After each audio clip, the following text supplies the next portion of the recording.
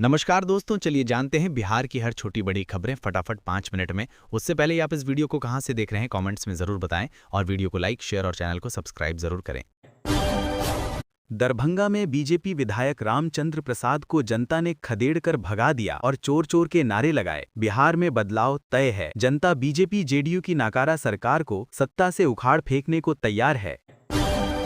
नीतीश कुमार पहुंचे चिराग पासवान के घर 2020 की कड़वाहट मिटाने। छठ पर्व के मौके पर मुख्यमंत्री नीतीश कुमार का चिराग पासवान के घर जाना बिहार की राजनीति में नई हलचल पैदा करने के लिए काफी है।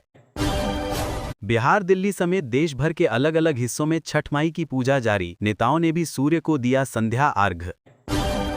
बिहार की महिलाओं की जीविका की आधार बन रही हैं। महिलाएं बन रही हैं सशक्त और आत्मनिर्भर। एनडीए सरकार की जीविका दीदी योजना इसलिए बिहार की महिलाएं सभी मतदाताओं से लगा रही हैं गुहार कि फिर एक बार एनडीए सरकार। ज्योति ने बताया कि उन्होंने क्यों चुनावी एफिडेविट में पति पवन सिंह का नाम नहीं लिखा। सारे डॉक्यूमेंट में पापा का नाम था। शादी के बाद भी कभी डॉक्यूमेंट में पति का नाम नहीं चढ़ाया गया था। दूसरी वजह ये थी कि अगर पति का नाम लिखती तो उनकी संपत्ति दिखानी पड़ती, जिसकी जानकारी मेरे पास नहीं थी। मुख्यमंत्री नीतीश जी अपने आवास में परिवार के सदस्यों के साथ छठ माता सूर्यदेव भगवान भास्कर को अर्घ्यार्पित कर राज्य में सुख, शांति और समृद्धि की कामना की। छठ महापर्व पर बिहार के पूर्णिया कोट रेलवे स्टेशन पर यात्रियों के सुगम आवागमन के लिए विभिन्न सुविधाओं से युक्त होल्डिंग एरिया बनाए गए हैं, जहां 24 घंटे रेल कर्मयोगी तैनात हैं। तेजस्वी यादव का ये दांव नीतीश कुमार पर पड़ेगा भारी। सामने आए नए सर्वे में हो गया बड़ा खुलासा। बिहार में चुनावी माहौल है। कपरा से खेसारीलाल यादव आरजेडी पार्टी के लिए तो वहीं काराकाट विधानसभा सीट से पवन सिंह की पत्नी ज्योति सिंह निर्दलीय चुनाव लड़ रही हैं। हालांकि पवन बीजेपी पार्टी को सपोर्ट कर रहे हैं, लेकिन अब क्या अक्षरा सिंह भी राजनीति में कदम रखने वाली हैं? अगर हां, तो वो किस पार्टी को अपना समर्थन देंगी? लोगों ने जोर जोर से नारे लगाए। अलीनगर से बीजेपी प्रत्याशी मैथिली ठाकुर के खिलाफ दरभंगा में बड़ा विरोध प्रदर्शन देखने को मिला। लोगों ने मैथिली के खिलाफ गो बैक और बाहरी बाहर जाओ के नारे लगाए। अयोध्या श्री राम जन्मभूमि तीर्थ क्षेत्र ने बताया कि समस्त राम भक्तों के लिए यह हर्ष का विषय है कि अयोध्या में राम मंदिर निर्माण से संबंधित सभी मुख्य कार्य पूरे हो चुके हैं। मुख्य मंदिर, परकोटा के 6 मंदिर, शेषावतार मंदिर और सप्तमंडप के मंदिर भी पूरी तरह बन चुके हैं। भक्तों की सुविधा और व्यवस्था से जुड़े सभी कार्य भी पूर्णता प्राप्त कर चुके हैं। चिराग पासवान की ओर से आया बड़ा बयान। नीतीश कुमार ही बनेंगे सीएम। चिराग ने कहा कि नीतीश कुमार को पूरा एनडीए अपना नेता मानता है। गोपनीय रखी गई। क्यों? चेन्नई भगदड़ हादसे में जान गंवाने वाले लोगों के परिजनों से एक्टर विजय ने अकेले में मुलाकात की।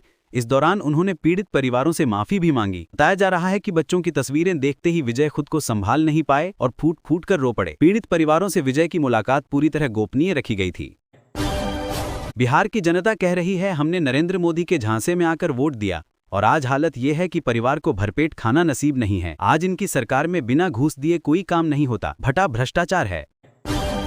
बिहार में चुनाव प्रचार के बीच वैशाली जिले की लालगंज सीट से चुनाव लड़ रही प्रत्याशी शिवानी शुक्ला को जान से मारने की धमकी दी गई थी। इस धमकी के बाद से पुलिस आरोपी की तलाश कर रही थी। वहीं अब पुलिस ने आरोपी को गिरफ्तार कर लिया है। बिहार चुनाव से पहले बीजेपी ने पार्टी से बगावत कर विधानसभा चुनाव लड़ने वाले 4 नेताओं को 6 साल के लिए निष्कासित किया। तेजस्वी यादव ने बीते दिनों एक चुनावी सभा के दौरान बयान दिया था कि यदि वे सत्ता में आए तो वक्फ कानून को कूड़ेदान में फेंक देंगे। उनके इस बयान की कल्कीधाम के पीठासीधीश्वर और पूर्व कांग्रेस नेता आचार्य प्रमोद कृष्णम ने निंदा की है। उन्होंने कहा कि यदि तेजस्वी सत्ता में आए तो शरिया लागू करेंगे। बीजेपी सरकार का चहेता महेंद्र नागर एक कुख्यात भूमाफिया है जो किसानों को धमकाकर उनकी जमीनें हड़प लेता है। तेजस्वी यादव ने कहा, हम लोग साथ बैठते हुए दिखते हैं, लेकिन आपने कभी नीतीश कुमार, जीतन राम मांझी, चिराग पासवान, कुशवाहा जी को साथ बैठकर मीटिंग करते नहीं देखा होगा। नहीं सीएम फेस कौन होगा इसका ऐलान किया। अब वहां क्लैरिटी नहीं रहा। मोदी जी का कहना है, कभी रोजगार की तलाश में लोगों को घर छोड़ना पड़ता था और महिलाएं 4 दीवारी तक सीमित थीं। आज वही महिलाएं अपने हुनर से फैक्ट्री चला रही हैं और रोजगार घर घर तक पहुंच गया है।